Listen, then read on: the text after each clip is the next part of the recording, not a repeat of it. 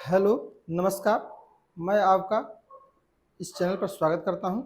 हम लोग research methodology पढ़ रहे थे, जिसमें से हम लोग what is research, types of research, induction and deductions research and research proposal कैसे तैयार किया जाता है, ये सब चीज़ें हम लोग पढ़ चुके हैं। आप लोग वीडियो देखे होंगे, जानते होंगे। जिसको देखना होगा वो जाकर देख भी सकता है, क्योंकि प्ले लिस्ट में पड़ा हुआ है। ओके, आज हम लोग को देखना है कि कोई भी आप रिसर्च कर रहे होते हैं तो उस रिसर्च में क्या क्या चीज़ें प्रोसेस फॉलो की जाती हैं, और इसी प्रोसेस फॉलो को हम लोग रिसर्च मेथोलॉजी में डिटेल्स पढ़ते हैं।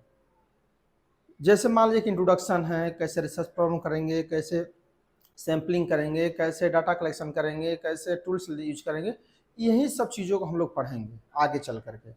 तो first of all we are discussed about what is a research process, कि अगर आप कोई भी रिसर्च प्रोसेस यूज कर रहे हैं तो कौन कौन सी चीज़ें को स्टेप्स के फॉलो करना पड़ता है, और उसी के अनुसार अपना चैप्टराइजेशन करते हैं। क्योंकि आप जानते हैं कि जब रिसर्च सिनॉप्सिस जमा हो जाता है तो उस पर चैप्टराइजेशन करना पड़ता है कि फर्स्ट चैप्टर में ये रहेगा मेरा, सेकेंड चैप्टर में ये रहेगा। तो एक उसकी प्रक्रिया होती है, और उस प्रक्रिया को कैसे फॉलो किया जाता है, एज ए रिसर्च प्रोसेस के द्वारा। तो उसी को हम लोग स्टडी करेंगे, जो कि व्यवहारिक जगह में बहुत ज़्यादा ज़रूरत भी है। और आप जान भी रहे होंगे, जो लोग पीएचडी कर रहे हैं या जो नॉलेज के लिए भी कर रहे होंगे, देख रहे होंगे, उनको भी ज़्यादा ये ज़रूरत है कि किस प्रकार से कोई चीज़ new idea, new facts, new theories invention होती है, डिराइव होती हैं। यही सब चीज़ों को हम लोग इसमें देखेंगे, राइट। तो without any further discussion we are going to side. देखिए यहाँ पर क्या है, प्रोसेस ऑफ रिसर्च। क्या क्या प्रोसेस है, देखिए यहाँ पर क्या है, process. What is the process of research. आप कोई भी रिसर्च कर रहे होते हैं तो इसकी प्रोसेस क्या आप फॉलो करेंगे। तो फर्स्ट ऑफ ऑल आप जानते हैं कि रिसर्च टॉपिक होगा, कोई भी रिसर्च टॉपिक होगा, वो आप बहुत चीज़ों को स्टडी करके, किसी से पूछ करके, स्टडी के द्वारा, लिटरेचर से या कोई भी स्कोप चीज़ें होंगी, उसको ध्यान में रखते हुए आप यूज कर रहे होंगे। ऑब्जर्वेशन के द्वारा भी कर रहे होंगे, ओके, या किसी के द्वारा बताया गया होगा कि ये रिसर्च करिए, या जब पढ़ते समय आप सोचे होंगे कि हमको इस पर रिसर्च करना चाहिए। तो सिलेक्टिंग टॉपिक पहले आप सिलेक्ट करते हैं, जो कि सबसे ज़्यादा इंपॉर्टेंट चीज़ यही है, ओके। तो पहले जब सिलेक्ट टॉपिक कर लेते हैं कि किस सेक्टर में रिसर्च करना है, किस टाइप रिसर्च करना है, इसका टॉपिक क्या होगा, जब ये रिसर्च टॉपिक्स डिसाइड कर लेते हैं तो फर्दर स्टेप स्टार्ट हो जाते हैं कि अब इसमें कौन कौन सी चीज़ें हम लोग स्टेप यूज करेंगे। फर्स्ट क्या है स्टेप, दैट इज इंट्रोडक्शन। तो जानते हैं कोई भी चीज़ का इंट्रोडक्शन पहले लिखा जाता है। हालांकि थीसिस लिखते समय इस बात को ध्यान रखे रहिए कि सबसे लास्ट में ही लिखा जाता है, ओके। वाई, बिकॉज इसमें सभी रिसर्च की जो भी प्रॉब्लम्स हैं, जो भी ऑब्जेक्टिव्स हैं, जो भी आपकी टेक्नोलॉजी यूज होने वाली है, जो भी आप डिजाइन यूज करने वाले हैं, उसका इंट्रो देते हैं, ओके। तो इसलिए इंट्रोडक्शन को भले ही फर्स्ट चैप्टर बोला जाता है, इस बात को ध्यान रखे रहिए, बट ये लिखा लास्ट में जाता है इन प्रैक्टिकल। इस बात को ध्यान रखिए, क्योंकि ये कोई नहीं बताएगा आप लोगों को, लेकिन ये वास्तव में ऐसा ही हो रहा होता है कि रहता भले ही फर्स्ट पेज पर है, लेकिन लिखा सबसे लास्ट में जाता है, राइट। इसमें क्या होगा, डिफाइनिंग द रिसर्च प्रॉब्लम। जो रिसर्च प्रॉब्लम लिए है, टॉपिक का रिसर्च है, प्रॉब्लम है, उसका आप डिफाइन करते हैं। कोई भी जैसे कि फाइनेंशियल है, इंक्लूजन है, कोई कंटेंट है, कोई डिफिनीशंस है, कोई थ्योरीज हैं, उसको आप डिफाइन कर रहे होते हैं, इंट्रो कर रहे होते हैं कि ये चीज़ें हैं, ये चीज़ें हैं। इशू को हम लोग आगे देखेंगे। ये सब चीज़ें आप बता रहे होते हैं, रिसर्च प्रॉब्लम, ये रिसर्च प्रॉब्लम है, इशू को हम लोग आगे रिसर्च करेंगे, ओके। नेक्स्ट क्या है, step two, review of related literature. Second पर क्या यूज करेंगे आप, कि जब आप डिफाइन रिसर्च प्रॉब्लम कर लेते हैं कि ये हमारा प्रॉब्लम है, उस प्रॉब्लम से रिलेटेड लिटरेचर देखते हैं, बुक्स। इसके लिए क्या करेंगे, हम लोग अलग से एक वीडियो इसके लिए क्लास लेंगे, राइट। तो यहाँ पर मैं इंट्रो दे रहा हूँ, इसलिए यदि किसी टॉपिक में कम भी बोल पाऊँ तो समझिए कि इसका एक अलग से मैं वीडियो बनाऊंगा, एक क्लास लूंगा जो जिसका इंपॉर्टेंट होगा। इस पर मैं एक क्लास निश्चित रूप से लूंगा। रिव्यू ऑफ लिटरेचर में क्या क्या, जैसे मान लीजिए कि बुक्स का स्टडी करेंगे, ओके, ऑनलाइन देखेंगे, लाइब्रेरी में देखेंगे, ओके, शोध गंगा पर देखेंगे, ओके, शोध गंगोत्री पर देखेंगे, ओके, क्योंकि इस पर क्या है, डिफरेंट टाइप से थीसिस पड़ी हुई हैं, इंडिया के जितनी लगभग थीसिस हैं इस पर पड़ी हुई, तो आप थीसिस को देखते हैं, उससे रिलेटेड, किससे, आपके रिसर्च प्रॉब्लम से रिलेटेड चीजों को यहाँ पर देख रहे होते हैं, राइट। अब यहाँ पर क्या होगा, जब आप ये सब चीजें देख रहे हैं तो इसको आप स्टडी करते हैं, राइट, कि कहाँ तक स्टडी हो चुका है, कौन सी चीज़ों की स्टडी करना है, वेरिएबल्स कहाँ से आएंगे, ओके, किस प्रकार से कंक्लूजन ड्रा किया जाता है, किस प्रकार से रिसर्च किया जाता है। जब ये सब चीज़ें पढ़ेंगे तो आप लोग को इजीली पता चल जाएगा, ओके। तो हम इसीलिए रिव्यू ऑफ लिटरेचर करते हैं ताकि एक गाइडलाइन मिल सके, गाइडलाइन, ओके। क्यों कर रहे होते हैं, गाइडलाइन के लिए, कि आपको गाइडलाइन मिल जाए कि ये चीज़ें रिसर्च हो चुकी है, ये नॉलेज है, ये फैक्टर्स हैं, ये चीज़ें हैं, उसके आधार पर न्यू नॉलेज करते हैं, राइट। अब यहाँ पर क्या है, next step third, objective of research. तो जो भी आपकी ऑब्जेक्टिव है जिसके कारण से आप रिसर्च कर रहे हैं, या रिलेवेंस ऑफ द स्टडी, कुछ भी हो सकता है, relevance of the study, okay, या इम्पोर्टेंस, ओके, क्यों रिसर्च करें, how to conduct a research, इसलिए आप ये ऑब्जेक्टिव लिखते हैं, इंपॉर्टेंस लिखते हैं, रिलेवेंस ऑफ द स्टडी लिखते हैं, ओके। तो ऑब्जेक्टिव आप पहले लिखते हैं, राइट। थर्ड क्या है, fourth step of formulation of research hypothesis, इसको मैं आगे बात करूंगा अभी। तो आप क्या करते हैं, next formulation of research hypothesis करते हैं, तो मैं अभी इसके आगे बात करूंगा, और इसके लिए कम से कम 2 से 3 क्लास पढ़ाऊंगा भी, इसलिए इसको वेट करिए कि स्टेप 4 को मैं अभी बताने वाला हूँ थोड़ा बहुत, राइट। तो चलते हैं आगे नेक्स्ट पॉइंट, फिफ्थ पॉइंट पे, ओके। तो यहाँ तक समझ गए। फिफ्थ पॉइंट देखिए, fifth point is to develop the research design. Develop the research design में क्या होगा, इसको भी अभी देख रहे हैं हम लोग, फिफ्थ पर बस ध्यान रखिए, ये डेवलप द रिसर्च डिजाइन कैसे किया जाए, क्या क्या डाटा आएगा, कौन कौन से डाटा टूल्स यूज कर रहे होंगे, ये सब चीजें हम लोग देखेंगे, राइट। नेक्स्ट क्या है, स्टेप कलेक्शन ऑफ डाटा। अब क्या करेंगे, जो रिसर्च डिजाइन है इसका एग्जीक्यूट कर रहे होंगे, यूज कर रहे होंगे, ओके, डाटा को कलेक्ट करने के लिए। नेक्स्ट क्या है, जो डाटा होगा, data interpretation and hypothesis testing, जो हाइपोथेसिस अभी फिफ्थ स्टेप देखे थे उसकी टेस्टिंग कर रहे होंगे। तो देखिए 4, 5, 6 और 7 आगे हम लोग अभी बात करेंगे डिटेल्ड, और इससे भी डिटेल बाद में बात करेंगे, क्योंकि सबसे ज़्यादा इंपॉर्टेंट यही है। जैसे रिसर्च डिजाइन है तो कौन कौन से रिसर्च डिजाइन है, कलेक्शन ऑफ डाटा है तो कौन कौन से टूल्स हैं, सब चीज़ें हम लोग पढ़ेंगे। डाटा इंटरप्रिटेशन है, हाइपोथेसिस टेस्टिंग है, तो डाटा इंटरप्रिटेशन कैसे किया जाए, कौन सा टेस्ट लगाया जाता है, ये सब चीज़ें। नेक्स्ट क्या है, 7th डाटा का इंटरप्रिटेशन हो गया। नेक्स्ट क्या है, स्टेप 8 रिसर्च फाइंडिंग, कि जो आप डाटा इंटरप्रेट किए हैं, जो व्याख्या किए हैं, टेस्ट रिसर्च किए हैं, उससे फाइंडिंग क्या किए हैं उसको नोट करते हैं। And last is conclusion and further scope. Further scope को कह सकते हैं कि फ्यूचर स्कोप या फर्दर स्टडीज, कुछ भी कर सकते हैं, फर्दर, ओके, स्टडीज, ओके।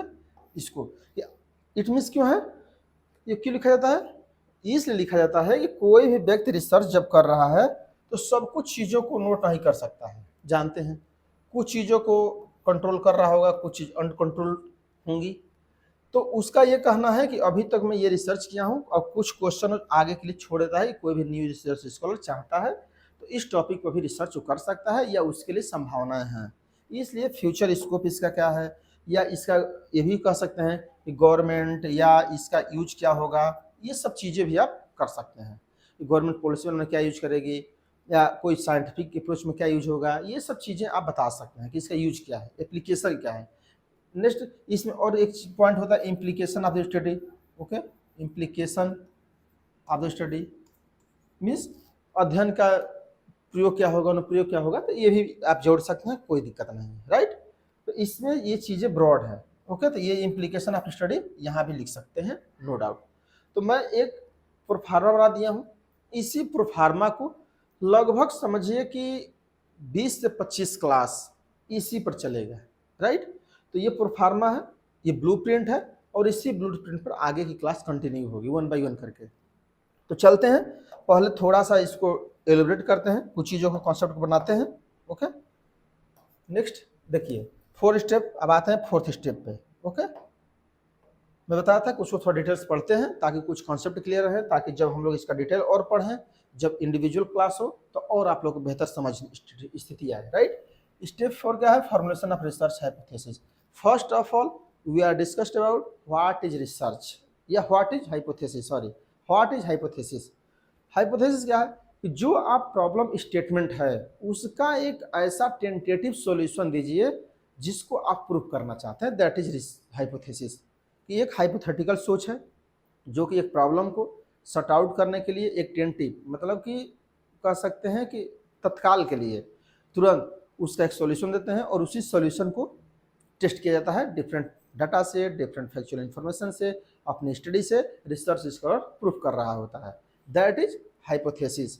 अब देखते हैं डेफिनेशन में क्या है, वन बाई वन करके। ए tentative generalization of theory of formulate about the character of phenomena under the observation is called hypothesis। तो मैं बताया ये क्या है? टेंटेटिव होता है, कोई निश्चित नहीं है कि ये निश्चित है, ओके, हो सकता है कि बदल भी जाए, ओके, इसलिए टेंटेटिव है। ये क्या है? फॉर्मुलेशन है, कैरेक्टर ऑफ द फिनोमेना, जो आप सोच रहे हैं फिनोमेना है, observation called hypothesis. It is a statement temporarily accepted is true in the light of what is known at the time about the phenomena। तो आप पहले आप सोचते हैं कि यही सही होगा और उसी के प्रकाश में आप उसी के दृष्टिकोण से आप अध्ययन कर रहे होते हैं, right. It is the basis of planning and action in the research for new truth. ये प्लान क्या है? इस प्लान के लिए कि न्यू ट्रूथ कैसे जनरेट हो, ओके, इसी के लिए प्लानिंग कर रहे होते हैं हाइपोथेसिस के लिए। अगर ये प्रूफ हो जाएगा तो न्यू नॉलेज हो जाएगा, नहीं प्रूफ होगा तो नहीं हो पाएगा, राइट। नेक्स्ट देखते हैं, hypothesis is defined as a statement, statement की तरफ डिसाइड होती है, right, for the tentative relationship of two or more variables. तो आप जानते हैं कि रिसर्च में दो या ज़्यादा वेरिएबल्स को हम देखते हैं, okay. The relationship of the variables में बी आइदर बी नॉर्मेटिव और कैजुअल रिलेशनशिप। नॉर्मेटिव मीन्स या तो सामान्य हो सकता है, ओके, या आकस्मिक हो सकता है, ओके, आकस्मिक। यहाँ पर क्या है? दोनों चीजें हो सकती हैं। It should be based on some rational, ये कुछ रेशनल पर डिपेंड हो सकता है, तो इसको हाइपोथेसिस कहा जाता है। हाइपोथेसिस क्या होता है? टेंटेटिव होगा, एक स्टेटमेंट है, ये नॉर्मेटिव या समान या आकस्मिक हो सकता है, ओके, आकस्मिक कुछ भी हो सकता है, राइट। तो ये सब चीजें आपको देखना हाइपोथेसिस में। अब चलते हैं इसके टाइप्स पे, थोड़ा सा टाइप्स डिस्कशन कर लेते हैं, टाइप्स ऑफ हाइपोथेसिस। इसका डिटेल्स में बताऊंगा अभी, क्योंकि जब कैसे हाइपोथेसिस फ्रेमिंग की जाती है ये सब चीज़ें बताऊंगा, लेकिन मैं सोच रहा हूँ थोड़ा सा चीज़ों को यहाँ इंट्रोड्यूस कर दूँ ताकि ये ना लगे कि कुछ भी बताया नहीं जा रहा है, राइट। तो इसलिए यहाँ पर क्या है? Types of hypothesis. तो कुछ चीज़ें यहाँ पर समझ लेते हैं। फर्स्ट हाइपोथेसिस क्या होती है? Question form of hypothesis. कि हाइपोथेसिस कैसी होगी? क्वेश्चन फॉर्म में। क्वेश्चन फॉर्म कैसे होगी? मान लीजिए कि आपको फाइनेंशियल इंक्लूजन एंड एम्प्लॉयमेंट में संबंध देखना है, ओके। ये आपका मेजर प्रॉब्लम क्या है? फाइनेंशियल इंक्लूजन एंड एम्प्लॉयमेंट, रोजगार और वित्तीय समावेशन में क्या संबंध है, इसको हम लोग प्रॉब्लम मानते हैं, उसे सॉल्यूशन करते हैं, उसका हाइपोथेसिस बनाते हैं फॉर एज्यूम्पशन। तो क्या पहला क्वेश्चन फॉर्म में क्या होगा? What is the relationship between financial inclusion and employment, means वित्तीय समावेशन और रोजगार में क्या संबंध है, यही क्वेश्चन फॉर्म हाइपोथेसिस है, राइट। अब आते हैं नेक्स्ट, डिक्लेरेटिव है स्टेटमेंट, डिक्लेयर कर दिया जाता है सेकेंड हाइपोथेसिस में। Second hypothesis, there is significant relationship between financial inclusion and employment. यहाँ पर क्या है कि फाइनेंशियल वित्तीय समावेशन या फाइनेंशियल इंक्लूजन और रोजगार में महत्वपूर्ण संबंध है। क्या है? डिक्लेरेटिव, डिक्लेयर कर दिया गया है कि महत्वपूर्ण संबंध है। अब कितना है ये नहीं बताया जा रहा है, लेकिन ये डिक्लेयर कर दिया जा रहा है कि महत्वपूर्ण संबंध है, दैट इज डिक्लेरेटिव हाइपोथेसिस या स्टेटमेंट, राइट। चलते हैं नेक्स्ट पे। Next, directional hypothesis. Directional hypothesis means कि डायरेक्शन बता रहा होगा, दिशा, ओके, कि ये पॉजिटिव होगा या निगेटिव होगा, इसकी दिशा बता रहा होगा। इसमें क्या है देखिए, financial inclusion is more important than employment, means employment से फाइनेंशियल इंक्लूजन ज़्यादा महत्वपूर्ण है। इसका मतलब क्या है कि फाइनेंशियल इंक्लूजन को ज़्यादा बताया जा रहा है, एम्प्लॉयमेंट को कम बताया जा रहा है। ओके, इसको कम बताया जा रहा है, हो गया कि नहीं? दिशा डायरेक्शन बता रहा है ना, एक को ज़्यादा बताया जा रहा है, एक को कम बताया जा रहा है, that is directional, right. Next क्या है? Non directional hypothesis, there is no significant relations between financial inclusion and employment, means कोई संबंध नहीं है। ओके, यहाँ पर नॉन डायरेक्शन, डायरेक्शन है ही नहीं, संबंध की पता जा रहा है कि नहीं है। ओके, और इसको जानते हैं क्या बोला जाता है? H0 अल्टर, इसको नल हाइपोथेसिस जानते होंगे, नल हाइपोथेसिस। तो ये 4 टाइप्स के हाइपोथेसिस होते हैं। जब हम लोग डिटेल्स हाइपोथेसिस पढ़ेंगे का how to frame, how to use, how to further steps, H0 null hypothesis, alternative hypothesis, ये सब क्या होती हैं, तब हम लोग और इसको डिटेल्ड देखेंगे। लेकिन एक मैं ओवरव्यू दे दिया कि इस टाइप के हाइपोथेसिस फ्रेम की जाते हैं, right. I think are you getting this point. चलते हैं नेक्स्ट पॉइंट पर। नेक्स्ट क्या है? Develop the research design. अब क्या करते हैं यहाँ पर रिसर्च डिजाइन डेवलप की जा रही है, राइट। यहाँ पर क्या है? डेवलप द रिसर्च डिजाइन या रिसर्च मेथोलॉजी भी इसे कहा जाता है, रिसर्च मेथोडोलॉजी, ओके, भी कहा जाता है, राइट। तो फर्स्ट में क्या है? रिसर्च अप्रोच, कि आपका दृष्टिकोण कैसा होगा रिसर्च अप्रोच का। तो फर्स्ट पे क्या देखेंगे? एक्सपेरिमेंटल रिसर्च, जिसको डिजाइन भी कहा जाता है, ओके, इसको डिजाइन भी कहा जाता है, राइट। रिसर्च डिजाइन क्या है? अप्रोच की जगह पे आप डिजाइन यूज करते हैं। तो यदि आपसे पूछा जाए रिसर्च डिजाइन क्या है, तो फर्स्ट क्या है? Experimental research design.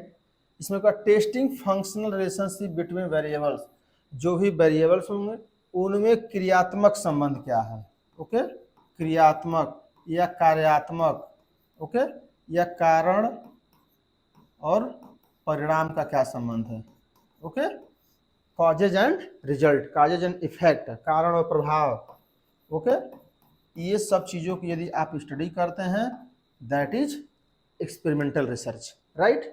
नेक्स्ट क्या है? Descriptive research, adaptive to know the feature of situation. Descriptive में क्या करते हैं? देखिए, ये साइंस में ज़्यादा रिसर्च होता है, ओके, दैट इज ये social science, okay, social science का रिसर्च होता है। और इसमें क्या देखते हैं? किसी भी सिचुएशंस का, किसी भी ग्रुप्स का और किसी भी इंडिविजुअल्स का आप क्या करते हैं? फीचर्स, कैरेक्टर जानते हैं, कैरेक्टर, लक्षण, ओके, ओके, समस्या, ये सब चीज़ों का आप अध्ययन करते हैं कि कोई स्थिति की फाइनेंशियल इंक्लूजन है कि नहीं है, उनके बारे में लोग क्या सोचते हैं, एक एथनिक कम्युनिटी के बारे में लोग क्या सोचते हैं, कोई भी ग्रामीण क्षेत्र के बारे में क्या लोग सोचते हैं, एक इंडिविजुअल व्यक्ति के बारे में क्या सोचते हैं लोग, विवेकानंद जी के बारे में क्या सोचते हैं, ये सब चीज़ें यदि आप रिसर्च कर रहे हैं, that is descriptive research. Are you getting this point? चलते हैं next point, exploratory research. Exploratory research means use to be deep study of existing fact and theories. देखिए, जो यहाँ पर फैक्ट एंड थ्योरीज स्टडी किए हैं उसका डीप स्टडी करते हैं, बृहद स्तर पर तथ्यों का, परिणामों का अध्ययन करते हैं। हो सकता है कि जो तथ्य दिए गए हों उस समय बृहद रूप से, व्यापक मात्रा में, गहराई से अध्ययन न किया गया हो, तो हम क्या करते हैं? एक्सप्लोरेटरी में उसको एक्सप्लोर कर रहे होते हैं और उसको बृहद कर रहे होते हैं और समस्या को स्टडी कर रहे होते हैं और उसके यूज को स्टडी कर रहे होते हैं, that is exploratory research, right. तो ध्यान रखिएगा, use to deep study, deep study कर रहे हैं किसके? जो एग्जिस्टिंग, जो पहले से फैक्ट दिया जा चुका है या कोई भी थ्योरी प्रोपाउंड कर चुकी है, उसी का हम लोग डीप स्टडी करते हैं, ब्रॉड स्टडी करते हैं, राइट। नेक्स्ट क्या है? लास्ट, डायग्नोस्टिक या clinical research. Diagnostic research means या एक्शन रिसर्च कह भी सकते हैं, एक्शन रिसर्च, ओके। ये क्या है? Know real cause and its solution, कि रियल, वास्तव में किसी चीज़ का कारण क्या है और उसका समाधान क्या है, इसीलिए इसको कहा जाता है कि सॉल्यूशन रिसर्च, ठीक है। तो किसी भी प्रॉब्लम का यदि सॉल्यूशन ढूंढ रहे हैं, that is action research, clinical research, diagnostic research, okay, निदान रिसर्च, कि आप क्या प्रॉब्लम है, उसका निदान क्या है। तो I think getting this point. तो चलते हैं नेक्स्ट पॉइंट पर, राइट। और आगे हम लोग जब डिजाइन पढ़ेंगे तो इसको मैं और बेहतर तरीके से बताऊंगा, ओके। तो यहाँ पर केवल एक ओवरव्यू समझिए कि प्रोसेस में क्या क्या चीज़ों को ध्यान रखते हैं, राइट। चलते हैं नेक्स्ट पॉइंट पर। डेवलप द रिसर्च डिजाइन में नेक्स्ट पॉइंट में क्या है, ओके। रिसर्च अप्रोच में जो अभी मैं बताया ये चीज़ें आप कर रहे होते हैं। ओके, मैं उसको यहाँ बता दिया हूँ, राइट, इसीलिए यहाँ पर आया। डाटा सोर्सेज क्या करते हैं, अब क्या करेंगे नेक्स्ट पे, डाटा कहाँ से सर्च करेंगे, primary data, secondary data. Okay, कि प्राइमरी डाटा कहाँ से कलेक्ट करेंगे, जो रिसर्चर फर्स्ट टाइम अपने रिसर्च के पॉइंट ऑफ डाटा कलेक्ट करता है, data primary data. And second data जो कि पहले किसी के द्वारा डाटा कलेक्ट किया जा चुका है और हम अपने रिसर्च के पॉइंट ऑफ व्यू से उसको मॉडिफाई करके जो लेते हैं, that is secondary data, right. और इसको किस प्रकार से क्वेश्चनार क्या होता है, कैसे इसको कलेक्ट करते हैं, ये सब चीज़ें डिटेल्ड में बताई जाएंगी, राइट। तो इसलिए परेशान नहीं होना, केवल ध्यान रखना है कि हम लोग इसको देख रहे हैं कौन कौन से स्टेप इसमें चीज़ों को ध्यान में रखा जाता है, केवल कंटेंट देख रहे हैं। और जो चीज़ें इसमें बताया हूँ, कोई भी चीज़ इसको एकदम डिटेल में बताऊँगा, राइट। प्राइमरी डाटा क्या होता है इसको डिटेल बताया जाएगा, सेकेंड डाटा क्या होता है, कैसे कलेक्ट होता है, कौन कौन से सोर्स होते हैं, ये सब चीज़ें बताई जाएंगी, राइट। रिसर्च इंस्ट्रूमेंट, कौन कौन से रिसर्च इंस्ट्रूमेंट है जो इसके यूज करेंगे, क्वेश्चनर यूज करेंगे, शेड्यूल यूज करेंगे, कौन सा टेक्नोलॉजी यूज करेंगे, दैट ये सब चीज़ें हम देखेंगे। रिसर्च इंस्ट्रूमेंट कौन सा टेस्ट यूज करेंगे ये भी देखेंगे, राइट। टेस्ट, जे टेस्ट, का स्क्वायर टेस्ट, सब कुछ, non parametric test, parametric test, सब कुछ यूज करेंगे, कोरिलेशन, रिग्रेशन, सब टेस्ट पढ़ेंगे, राइट, वन बाय वन करके। नेक्स्ट क्या है, सैम्पलिंग प्लान करेंगे। जो जानते हैं कि डाटा यदि आपको बहुत व्यापक मात्रा में तो सभी डाटा को ले नहीं सकते, सैंपल तैयार करेंगे। सैंपल क्या है, सैम्पलिंग की यूनिट क्या होगी, सैंपल की साइज क्या होगा, सैम्पलिंग प्रोसीजर क्या होगा, सैम्पलिंग टेक्निक्स क्या होंगे, प्रोबेबिलिटी टेक्निक यूज करेंगे, नॉन प्रोबेबिलिटी, सॉरी यहाँ नॉन प्रोबेबिलिटी भूल गए हैं, नॉन प्रोबेबिलिटी सैम्पलिंग यूज करेंगे। ये चीज़ों को भी हम लोग पढ़ेंगे। और जिस पर मैं बता रहा हूँ समझिए कि एक एक पर कम से कम 2-2, 3-3 क्लास चलेंगी। ओके, तो केवल कंटेंट ध्यान रखिए, मैं फिर से बोल रहा हूँ, राइट। ये सब चीज़ों का ध्यान रखा जाता है रिसर्च डिजाइन में। नेक्स्ट क्या है, कॉन्टैक्ट मेथड, कि जो ये क्वेश्चनायर है, शेड्यूल्स हैं, टेक्नोलॉजी है, किससे, मेल से करेंगे, टेलीफोन से करेंगे, इंटरव्यू करेंगे या सर्वे करेंगे। ओके, सर्वेक्षण करेंगे। ये सब चीज़ों को भी आप यूज कर रहे होते हैं, इसी में आप डिसाइड कर रहे होते हैं कि हमको क्या क्या कर रहे हैं, यही रिसर्च डिजाइन है। ऐसे समझिए कि ब्लूप्रिंट, ओके, ब्लूप्रिंट है ये रिसर्च करने का एक्चुअल में। और ये सब चीज़ें हम लोग डिसाइड कर रहे होते हैं, राइट। चलते हैं नेक्स्ट पॉइंट पर। स्टेप 6 से कलेक्शन ऑफ डाटा। अब क्या करते हैं, वास्तव में कलेक्शन ऑफ डाटा करते हैं, एग्जीक्यूट करते हैं। जो अभी पीछे हम डिजाइन किए हैं, अब क्या करेंगे, वो तो प्लान था ना आपका, रिसर्च डिजाइन क्या है, प्लान है। इस प्लान के एग्जीक्यूट करेंगे। एग्जीक्यूट करने में क्या करेंगे, जो डाटा करेंगे उसकी कोडिंग करेंगे, उसकी एडिटिंग करेंगे, उसकी टेबुलेशन करेंगे। ये सब चीज़ें भी देखेंगे, राइट। कैसे डाटा की कोडिंग की जाती है, कैसे एडिटिंग की जाती है, कैसे टेबुलेशन किया जाता है, स्टैटिस्टिक्स में पढ़े भी होंगे। ओके, नेक्स्ट क्या है, डाटा इंटरप्रिटेशन, हाइपोथेसिस टेस्टिंग। जो हाइपोथेसिस है उसका टेस्टिंग करेंगे, डाटा का इंटरप्रेट करेंगे। और टेस्टिंग में जानते हैं जैसे टी टेस्ट है, काई स्क्वायर टेस्ट है, ओके, जे टेस्ट है, ओके, कोरिलेशन है, डिफरेंट टाइप्स के और चीज़ों को टेस्ट में पढ़ेंगे। ओके, ये सब चीज़ें हम लोग इसमें पढ़ेंगे, कौन कौन सा टेस्ट यूज करते हैं, कौन कौन सा प्रक्रिया यूज करते हैं, एरर कितने प्रकार की होती हैं, ये सब चीज़ें हम लोग इसमें देखेंगे। ओके, क्रिटिकल एरिया कब एक्सेप्ट करते हैं, कब रिजेक्ट करते हैं, सब कुछ देखेंगे, राइट। वन वन सब टेस्ट में पढ़ाऊंगा, टी टेस्ट, का स्क्वायर टेस्ट, जे टेस्ट, सब कुछ वन बाय वन करके, राइट। तो परेशान नहीं होना, केवल कंटेंट पर आप फोकस रखिए कि क्या क्या चीज़ों को एक रिसर्च में ध्यान रखा जाता है, दैट क्वेश्चन का सॉल्यूशन है ये। ओके, ये नहीं है कि क्या पढ़ना है। ओके, नेक्स्ट क्या, use of tools and techniques, use of different test. तो जो भी बताया कि कौन सा टूल्स यूज करेंगे, कौन सा टेक्निक्स यूज करेंगे, और यूज डिफरेंट टेस्ट, जो मैं टेस्ट बताया, टी टेस्ट, जे टेस्ट, का स्क्वायर टेस्ट, क्रुक्स वैक्सली टेस्ट, डिफरेंट टाइप्स के टेस्ट हैं जिसको हम लोग एनोवा टेस्ट, ये सब देखेंगे, राइट। तो ये सब चीज़ें हैं जो कि हम लोग देखते हैं, राइट। तो ये सब यहाँ तक था जिसको हम लोग देखे। लास्ट में आप जानते हैं कि जो इसमें है, इसको मैं पहले बता दिया था, स्टेप रिसर्च बैंडिंग, research finding and conclusion of future. तो इसको बताने की आवश्यकता है नहीं। तो इसमें क्या है, मैन